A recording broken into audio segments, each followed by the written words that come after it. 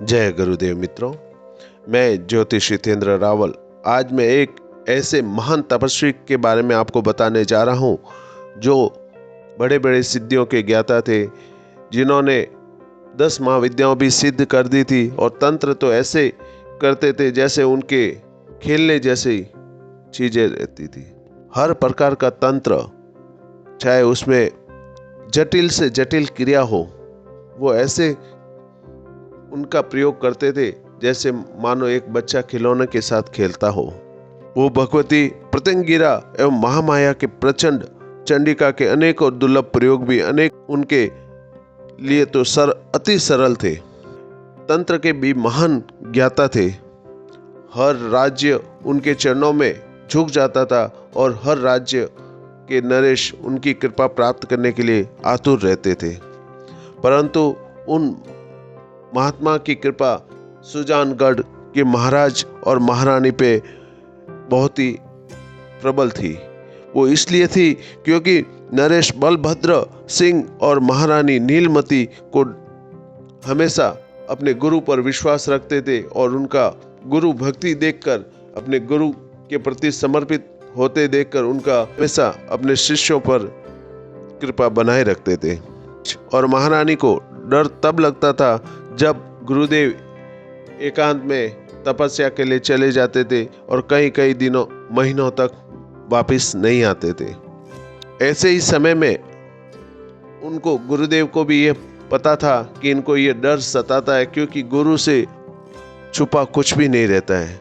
तब उन्होंने अपने शिष्य नरेश बलभद्र और महारानी को गुरु गीता के कुछ मंत्र सिद्ध करवाए और गुरु गीता का पाठ करने को उनको कहा।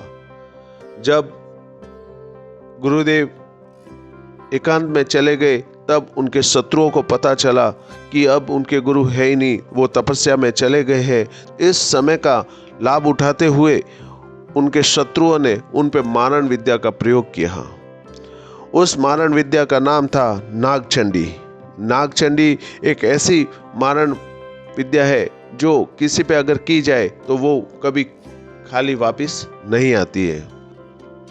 या तो शत्रु को मार ही देती है, या शत्रु प्रबल हुआ तो प्रयोगकर्ता को ही मार देती है, लेकिन उसका प्रयोग कभी खाली नहीं जाता है। भाद्रपद के अष्टमी के दिन कुछ महाराज ने तांत्रिकों का सहारा लेकर सुजानगढ़ के नरेश और महारानी पर अचूक तांत्रिक प्रयोग किया। उस प्रयोग का जब महाराज और महारानी के गुप्तचरों को पता चला तो उन्होंने महाराज और महारानी को पहले ही सूचित कर दिया था कि आप पर इस प्रकार की तंत्र क्रिया होने जा रही है।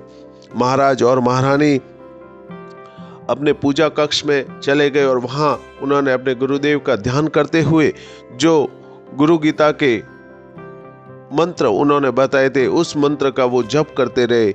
और प्रातः जब हुई तब पता चला कि जिस तांत्रिक ने उन पर प्रयोग किया था उसकी लाश उसके कमरे में मिली, और जिस राजा ने भी कराया था उसकी भी मृत्यु हो गई। जब ये पता सुजानगढ़ के गुप्तचरों को पता चला तब वो महाराज के पास आए और कहने लगे कि हे महाराज, ये सब कैसे संभव हुआ। तब महाराज ने कहा, यह हमारे गुरुदेव की कृपा है। गुरुदेव ने जो हमें मंत्र बताए थे हम उसी मंत्र का पाठ करते रहे, और गुरु गीता के अचूक मंत्रों से कोई अछूता है नहीं।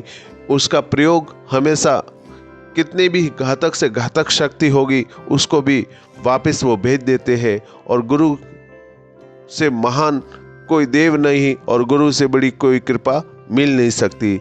आप जिस प्रकार सुजानगढ़ के महाराज और महारानी ने अपने गुरु की कृपा प्राप्त की, आप भी गुरु गीता का पाठ करें और अपने गुरु का ध्यान करते हुए अपने गुरु की कृपा प्राप्त करें। जय गुरुदेव।